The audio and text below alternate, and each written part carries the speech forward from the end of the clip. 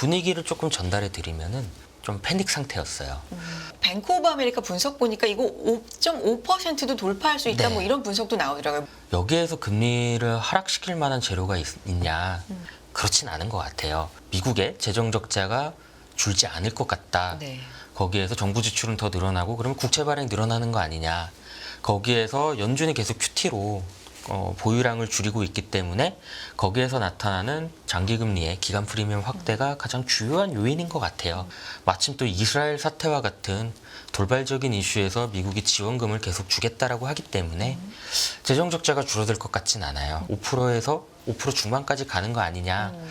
저는 그 가능성이 지금 열려 있다라고 좀 판단을 하고 있습니다. 신한투자증권 리서치센터 안재균 연구위원 나와주셨습니다. 안녕하십니까? 네, 안녕하세요. 네. 미국 국채 얘기 안 할 수가 없습니다. 네. 5%를 돌파했고요. 물론 지난주 마무리하면서 살짝 밑에서 네. 마무리가 됐는데 어떻게 보십니까?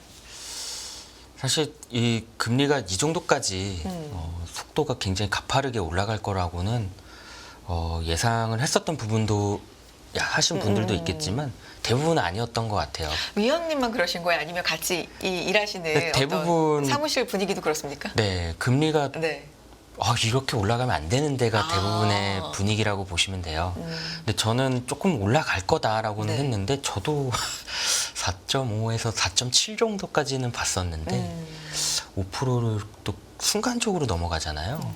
이게 사실 좀 쉽진 않았고 분위기를 조금 전달해 드리면은 해외 주식 담당하시는 쪽이 훨씬 더 좀 패닉 상태였어요.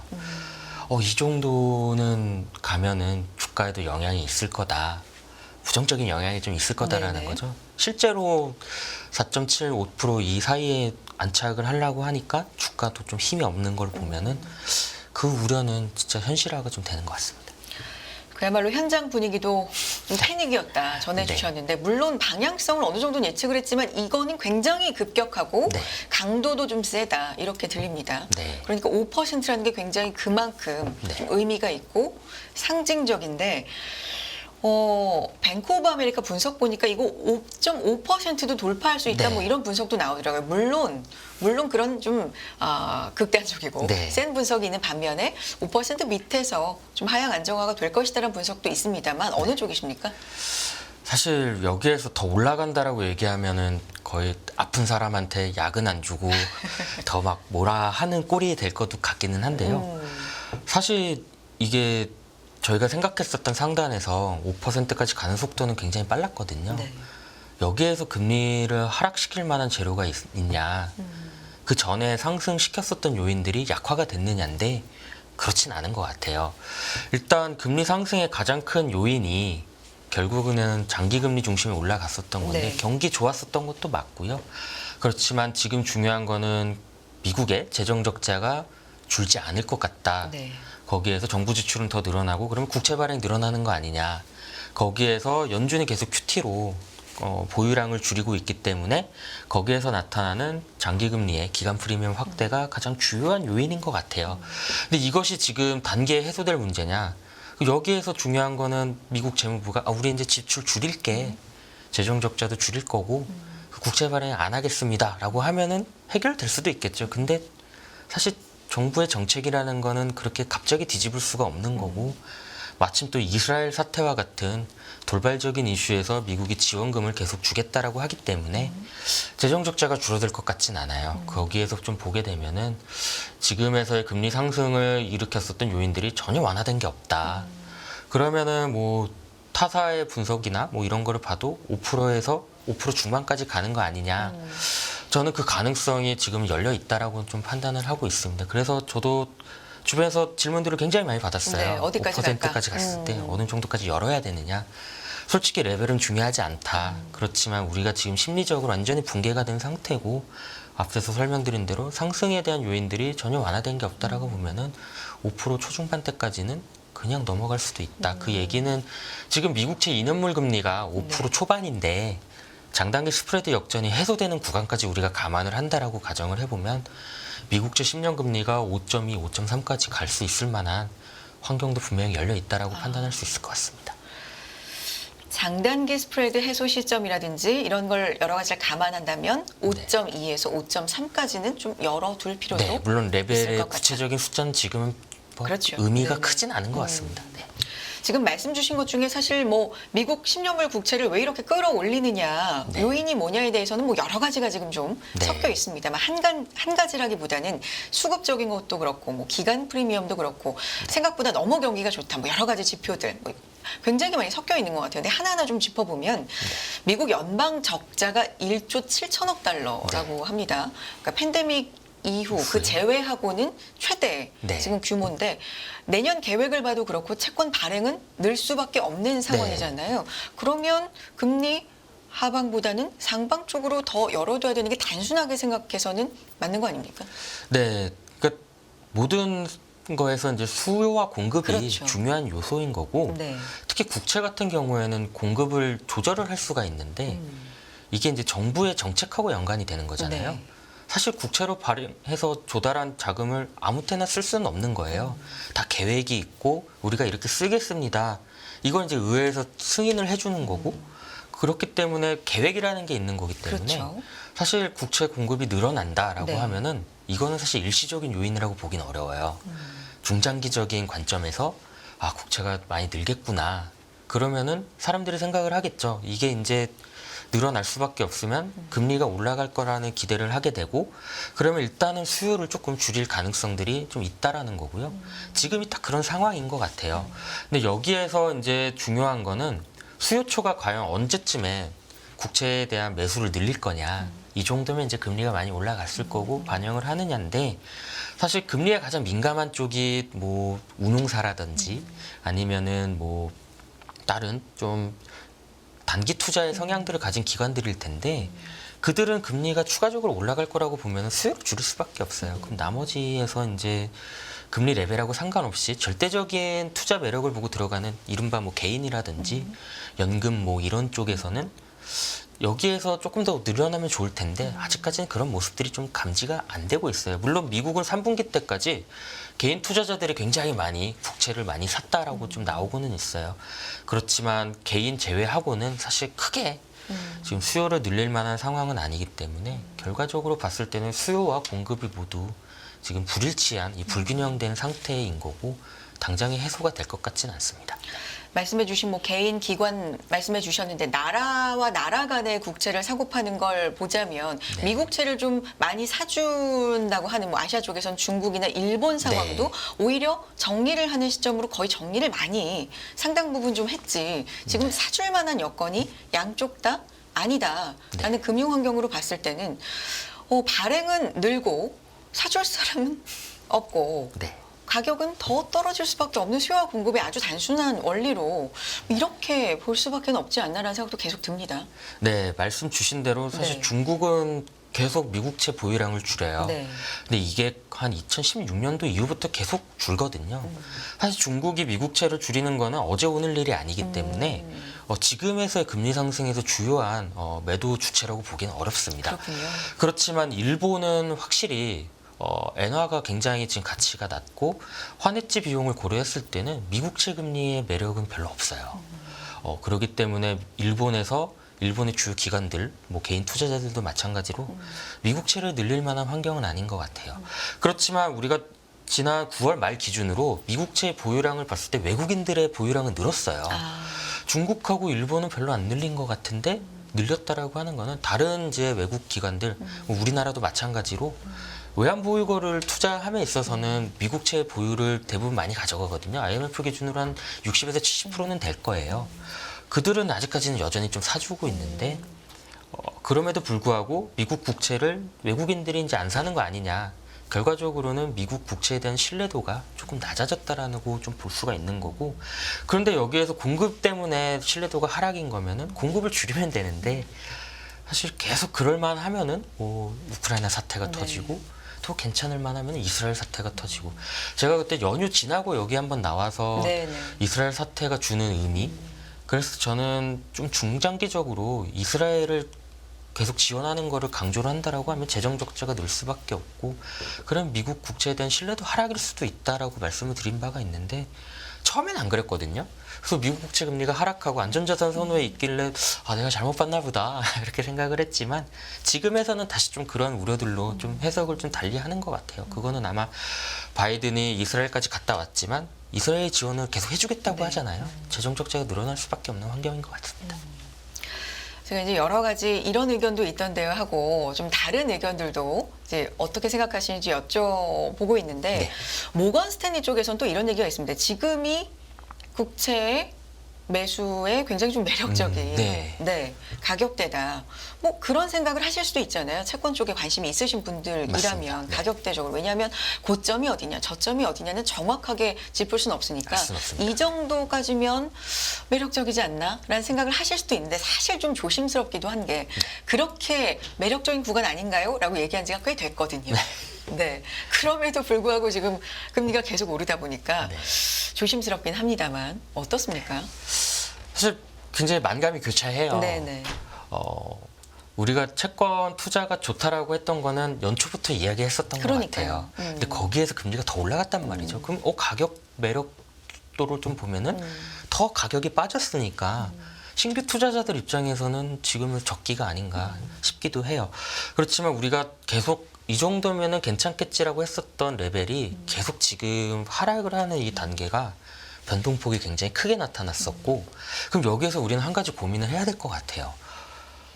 가격 그냥 레벨만 봤을 때는 매력적인데 이 변동폭이 어느 정도 되느냐 하락에 대한 변동폭이 크냐 아니면 이제 상승에 대한 부분이 있느냐 상하단 다 열려 있는 것 같기는 하지만 하락에 대한 우려가 더 크게 지금 남아있다라고 하면 하락이라면 뭐 금리 하락 아니면 가격 하락 가격 어떤 거? 하락이죠. 가격 그 하락. 금리 상승에 금리 대한 상승. 네. 부분인데 그게 조금 더 있다라고 하면은 네. 투자 적기가 아닐 수도 있는 거예요. 그렇죠. 왜냐면은 내가 지금 사서 가격이 올라가면 상관이 없지만 금리가 더 올라가서 가격이 떨어진다라고 하면 손실을 단기적으로 볼 수가 있는 거거든요. 물론 거기에서 2년, 3년 기간을 놓고 보면은 미국 국채 5%, 뭐 국고채 금리 뭐 10년 기준으로 4.3 넘어가는 이 구간은 2, 3년 뒤에는 굉장히 저가의 가격일 수는 있어요. 그렇지만 우리가 투자를 함에 있어서 2, 3년 뒤에 묻어놓고 볼 건 아니잖아요. 한 달, 두 달 뭐 가격 잔고도 볼 거고 소익이 어땠지, 손실이 어땠지를 볼 텐데 손실이 나면은 좀 더 싼 가격에 살 수 있었는데 이렇게 후회할 수가 있단 항상 말이죠. 그렇죠. 네. 그렇기 때문에 저는 지금의 이 변동폭이 굉장히 크고 하반기 때 더 커져 있고 이것이 올해 내내 좀 갈 것 같거든요. 올해 얼마 안 남았지만 그러면 지금에서 투자 적기냐? 저는 조금 조심스럽습니다. 네. 조심스럽다. 맞습니다. 질문 드리는 저로서도 네. 왜냐하면 올해 초, 뭐 작년 연말부터 이런 네. 얘기는 좀 나왔었기 때문에 그런데 시장 상황이 이렇게 될 거라고는 많이들 예상을 못했었기 때문에 네. 그렇죠. 또 투자에 또 조심스럽습니다라고 말하는 것도 조심스러워요. 왜냐하면 상황이 또 급변할 수 있는 가능성들이 있는데 저는 그 힌트는 사실 금융 환경에서 좀 찾고 있고 그것이 조금 더 만약에 긴축적으로 많이 바뀐다라고 하면은 그때는 또 달라질 여지는 있는데 이것 역시도 단기에 나올 것 같지는 않습니다. 네. 이제 FOMC를 또 앞두고 있는 상황입니다. 네. 연준의 정책 방향에 대해서 또 시장이 한 번 더 주목을 네. 할 만한 시기가 오고 있고 연준 위원들은 이미 침묵 기간에 들어갔고요. 네. 어떻게 보십니까? 뭐 11월, 12월은 이제 금리를 어떻게 할 거냐가 첫 번째 중요한 것 같은데 최근에 보면은 미국 국채 금리 10년이 4.5를 넘어간 시점에서부터 연준 위원들의 약간 미묘한 변화들이 있어요. 네. 금리가 많이 급등을 했고 올라오면서 추가 인상에 대한 우려가 조금 낮아졌다라고 이제 표현하기 시작한 위원들의 숫자가 늘어납니다.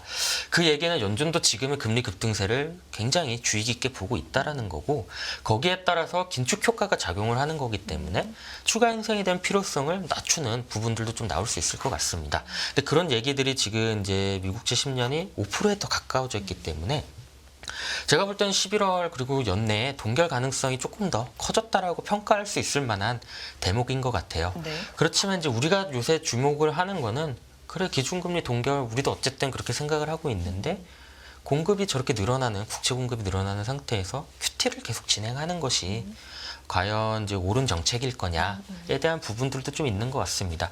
저는 아마 이제 긴축에 대한 영향들 그리고 채권 시장의 불안이 조금 더 가미가 되고 있는 상태라고 하면은 점차적으로 연준은 향후 정책을 기준금리와 이제 양적 긴축, 보유 자산을 줄이는 이 부분들을 약간 조금 구분해서 좀 이야기를 할 수 있을 것 같다라는 쪽으로 좀 이야기를 하고 있습니다. 이 부분을 조금 더 쉽고 자세하게 설명을 부탁드리고 싶어요. 양적 긴축, 그러니까 양적 완화가 돈을 푸는 거라면 쉽게 네. 말하면 양적 긴축은 이제 거둬들이는 건데 이게 지금 연준의 계획대로 달에 몇 천억 달러씩 진행이 되고 있는 겁니까? 이게 자료로 나와 있겠죠? 네. 위원님? 네. 이거를 보시면은 네. 확실히 지금은 연준의 보유 자산이 줄어들고 있기 때문에 네. QT는 정상적으로 진행이 되고 있다라고 좀 볼 수가 있어요. 월간 1,200억 달러를 줄인다라고 했는데 MBS 포함해서요. 근데 물론 이거는 이제 월에 이 정도를 하겠습니다라고 이야기를 한 거고 실제적으로 계산을 해보면은 약간은 조금 차이는 있겠지만 대략적으로는 비슷해요. 그거보다 더 많을 때도 있고 적을 때도 있으니까요. 그렇지만 이제 연준의 보유 자산이 줄어들고 있다라는 거는 확실히 QT가 조금씩은 작용을 하고 있다라고 좀 보실 수가 있고요. QT를 하게 되면은 연준이 이제 은행이 갖고 있는 연준의 예치하는 지준금도 줄어들기 시작을 하는데 그것이 지금은 작용하고 있다라는 걸 좀 보게 되면은 QT는 진행이 되고 있다라고 좀 보실 수가 있습니다. 네. 연준이 목표로 하는 거는 사실 지준금하고 영래포 잔액을 합산한 확장 지준금의 개념이에요. 근데 이것이 지금 GDP 대비해서 계속 줄어들고 있다라는 거는 확실히 지금 QT가 지금 진행이 되고 있다라고 좀 볼 수가 있을 것 같고요. 현재의 수준에서 보유자산 감소와 그리고 이제 확장 지준금 감소의 속도를 좀 감안을 했을 때 대략적으로 제가 이거를 계산해 봤을 때가 9월 초였는데 한 3년 정도의 시간이 좀 필요하더라고요. 근데 8월 이후에 보유자산 줄어드는 속도 대비해서 확장 지준금의 감소 속도가 더 빨라졌습니다. 그거를 좀 보게 되면은 지금 QT는 사실 대략 봤을 때 한 2년 정도의 시간이 있어야지만 연준이 목표하는 확장 지준금의 목표는 명목 GDP 대비해서 10에서 11%거든요. 그 정도가 좀 나올 수 있을 것 같다. 제가 이거를 말씀드리는 거는 QT가 지금에서는 연준 목표를 감안했을 때는 아직까지는 더 해야 된다라는 거예요. 당장에 줄일 만한 상황은 좀 아닐 것 같다라고 좀 말씀드릴 수 있을 것 같습니다. 그래서 당초 계산으로 3년 정도가 필요했는데 계산을 최근에 지금 해보면 속도가 좀 빨라지는 네. 거 보면 한 2년 정도로 해도 목표에 도달할 수 있을 것 같다라고 좀 감안을 할 수 있을 것 같습니다. 그럼 2년 정도는 쉽게 말하면 금리 상황이라든가 긴축, 자산을 일단 걷어들이는 뭐 이런 네. 상황이라든가 2년 정도는 어떻게 우리가 봐야 되는 거예요? 이건 긴축 국면일 것이다. 그렇죠. 근데 최대 이제 양적 완화를 처음 시작했을 때가 네. 2008년도 금융위기 이후인데 그때부터 미국 국채 수요처 중에서 가장 크게 작용했을 때가 연준이었어요. 얘네들이 계속 줄이고 있다라는 거고 이게 적어도 내년에는 끝날 것 같지 않다라고 우리가 보게 되면은 확실히 최대 수요처는 아직까지는 복귀할 생각이 없다라고 좀 보면 될 것 같고요.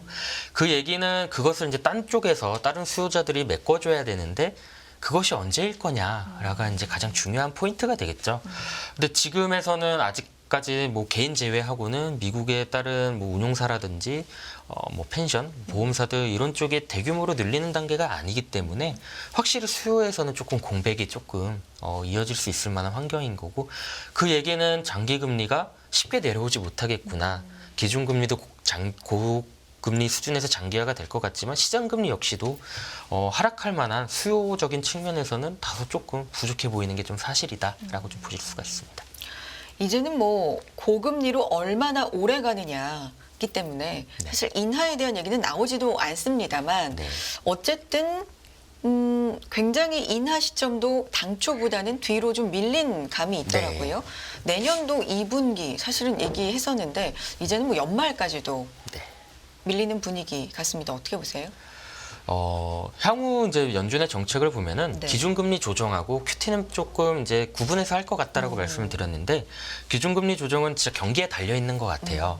지금 미국 경제는 굉장히 괜찮은 상태가 예상보다 더 길게 가고 있어요. 9월 소매 판매도 생각보다 조금 둔화되겠지라고 봤는데 너무 괜찮게 나왔다라는 거죠. 그거를 좀 보게 되면은 솔직히 말씀드려서 지금에서 연준이 기준금리 인하를 생각할까? 그렇진 않은 것 같습니다. 거기에서 이제 우리가 이제 앞으로 봐야 되는 거는 경기가 그럼 흐름이 어떻게 될 거냐인데 소비에 대한 측면은 그래도 조금씩은 둔화되지 않겠어? 이제 긴축 효과가 작용을 할 텐데라고 좀 볼 수가 있고 그렇게 되면은 내년도 어느 시점에서는 연준이 점도표에서 찍은 것처럼 인하에 대한 쪽으로 방향성은 잡을 수 있을 것 같아요. 다만 근데 그 시점은 점도표도 계속 뒤로 밀리고 있습니다만은 지금에서의 지표 그리고 당분간 이것이 유지가 되는 것을 좀 가정을 했을 때 인하에 대한 기대는 우리가 내년도 상반기에는 적어도 갖기는 어려운 것 같고요. 하반기에서도 3분기냐 4분기냐를 놓고 봐야 되는데 지금 상태에서는 정확하게 찝을 수는 없지만 하반기 어느 시점에서는 그래도 점도표대로 금리 인하로 가는 방향이지 않겠느냐라는 거고요. 근데 그거는 이제 경기에 맞추는 거고 QT는 이제 보유 자산이 너무 많고 장기 금리에 대한 부분들 이것은 어쨌든 좀 줄여야 되는 부분이 있기 때문에 인하를 하더라도 QT를 할 수 있을 거다. 7월 FOMC 때도 파월 의장이 그런 얘기를 했었고 올해 초부터 월러 이사도 그런 얘기를 많이 네. 했었거든요. 그럼 이제 이것이 약간 구분돼서 할 수 있겠다라는 거죠. 네. 주말 지나오면서 라파엘 보이스틱 애틀랜타 또 네. 연은 총재가 내년 말까지 금리 인하는 없다. 네. 뭐 근데 사실은 비둘기로 분류되는 맞습니다. 굳이 보자면 그런 인사이기 때문에 또 이 발언도 주목을 해볼 만하지 않나라는 네, 맞습니다. 생각이 네. 들기는 합니다. 다음 장을 좀 보여주시면 QT가 지속적으로 했을 때 이제 부정적인 영향도 우리가 간과해서는 안 된다. 이런 네. 취지 같은데 어떤 내용일까요? 이제 내년도에 이제 핵심은 수요가 어느 정도 살아나느냐고 네. 연준이 계속 우리가 계산을 해봤을 때 2년 정도 QT를 계속하면은 내년도에 수요 공백 중에 하나라고 말씀을 드렸어요. 근데 이제 중요한 거는 그럼 QT를 계속 해야 되느냐인데 우리가 2019년도 때를 좀 보시면은 QT를 계속 하다가 단기 자금 시장이 굉장히 크게 불안하게 작용했었던 때가 있어요. 2019년도 9월인데 RP 금리가 크게 올라가는 것을 왼쪽 그래프에서 좀 보실 수가 있습니다. 네. 당시에 이제 단기 자금에서 유동성이 굉장히 고갈이 돼 버렸었고 여기에서 이제 자금 조달이 안 되다 보니까 굉장히 큰 위협으로 작용했었던 경우가 있습니다. 그때 연준이 어떻게 했느냐? QT를 바로 중단을 했었고 그리고 단기채 매입 그리고 기준금리 인하 등과 같이 통화 완화로 급손해를 하는 이것을 좀 볼 수가 있습니다. 그렇기 때문에 QT 진행에서 가장 중요한 거는 단기 자금 시장의 스트레스가 어느 정도로 나오느냐, 은행들이 자금을 조달하는 데 있어서 문제가 안 생기느냐일 것 같고요. 거기에서 좀 보게 되면은 지준금 감소 속도가 가속화가 되는 구간에서 우려를 해야 됩니다. 근데 지금 제가 앞서서도 예상했었던 것보다 8월 이후에 지준금이 줄어드는 속도가 좀 빨라졌다라고 말씀을 드렸는데 조금씩 이제 QT에 대한 부작용들이 쌓이기 시작하는 구간인 것 같아요. 여기에서 이것이 나오기 때문에 통화 완화를 급선회 합니다가 아니라 우려가 조금씩 나타나기 시작을 한다라는 거고요. 두 번째는 재무부 자금 수요인데 이것이 올해 내내 좀 있었단 말이죠. 내년도에도 좀 있을 것 같아요. 그렇게 하게 되면은 시중의 유동성을 흡수하는 효과가 좀 나오게 됩니다. 재무부의 자금 수요가 늘어나는지 거기에 따라서 TGA 잔고라든지 국채 발행이 늘어나는지를 좀 봐야 될 것 같고요. 그러면 이제 국채 순발행이 늘어나게 되면은 QT와 그리고 일시적인 자금 수요가 늘어나게 됐을 때 단기 자금 시장의 스트레스가 크게 나타날 수가 있다. 그 얘기는 이제 QT를 계속 해야 되느냐 마느냐는 이 단기 자금 시장이 어떻게 변화해야 되느냐에 좀 달려 있는 것 같고요. 미약하지만 지금은 조금씩 그 스트레스의 누적이 조금씩 발생을 하는 구간일 수도 있다라고 좀 볼 수가 있습니다. 여기에서 좀 보게 되면은 결과적으로 우리가 다음 장에서 좀 보시겠지만 우리가 3월 달에 미국 은행들의 자금이 굉장히 압박을 받았었던 네. 사례가 있잖아요. 그때보다 금리는 더 올라갔어요. 아마 미실현 손실들이 더 커졌다고 우리가 추정할 수밖에 없습니다. 미국 은행들이 자금이 부족할 때는 연준에서 빌려야 되는데 그것이 이제 재할인 이용이라든지 아니면 DTFP 3월 달에 신설을 해놨죠. 이게 잔액이 또 늘어나게 되면은 금융 환경이 긴축 효과 때문에 굉장히 이제 안 좋아지는구나라고 좀 볼 수가 있을 것 같고요. 앞에서 말씀드린 대로 거기에서 은행 지준금 감소 속도가 굉장히 빠르다라고 하게 되면은 QT를 계속 해야 되느냐에 대한 논쟁이 더 격화될 수 있을 것 같습니다. 조금씩 QT가 조금 이제 줄어들지 않겠느냐 내년도 한 2분기나 3분기 때 컨센서스가 조금씩 나오기 시작은 해요. 저는 아직은 QT를 중단해야 된다까지는 이야기를 하기에는 좀 조심스럽지만 이 스트레스가 조금 쌓이고 있다라는 걸 좀 감안을 해보면은 내년도에는 QT를 계속 진행해야 되는지에 대한 여부가 좀 중요할 것 같고 이것이 끝나느냐로 가게 된다라고 하면은 아마 금리에 대한 방향성이 빠르게 바뀔 수 있는 부분 중에 하나일 수도 있겠다라고 좀 말씀을 드릴 수 있을 것 같습니다.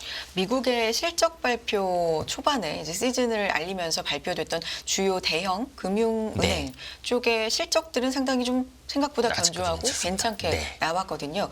지금 말씀해주신 여기에 그래도 아직 힘이 크진 않지만 미약하게 스트레스가 쌓이는 걸 봐야 된다라는 것과 그거하고는 좀 별개인가요? 중소형 은행을 말씀하시는 건가요? 지금은 중소형 은행들의 자금이 점점 더 악화가 된다라고 좀 볼 수가 있고 대형은행들은 아직 괜찮아요. SVB 사태 때도 사실 대형은행들이 위기에 빠진다라고 보기엔 좀 어려웠었고 JP모건 같은 쪽에서는 부실한 은행들을 인수를 해주면서까지 오히려 좋은 면도 좀 있었던 거죠. 그렇지만 이 지준금이 줄어드는 거는 대형 은행들에게도 스트레스 요인이 될 수가 있는 거고 그러한 것들이 이제 어느 시점에서 확 수면 위로 올라가느냐. 근데 이것은 우리가 지금에서는 스트레스가 좀 쌓이고 있습니다라고 얘기하지만 이것이 확 수면 위로 올라온다라는 그 시점은 정확하게 예단할 수는 네네. 없어요.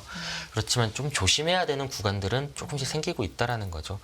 정리를 해드리면은 지금에서 금리 하락을 일으킬 만한 재료들은 별로 없어요. 네. 근데 이제 금융 환경에 대한 부분들에서 우리가 조금씩 우려를 했던 거고 하기 시작을 해야 된다라는 거고 과거 사례를 봤을 때는 거기에 대한 부분들에서 균열이 발생을 네. 했을 때 연준의 변화들도 나왔었던 경험들이 있기 때문에 이제는 우리는 이제 금융 환경도 주목해서 봐야 되는 요소 중에 하나가 됐다라고 말씀드릴 수 있을 것 같습니다. 알겠습니다. 여기까지 듣도록 하죠. 신한투자증권 리서치센터 안재균 연구위원 함께했습니다. 고맙습니다. 감사합니다.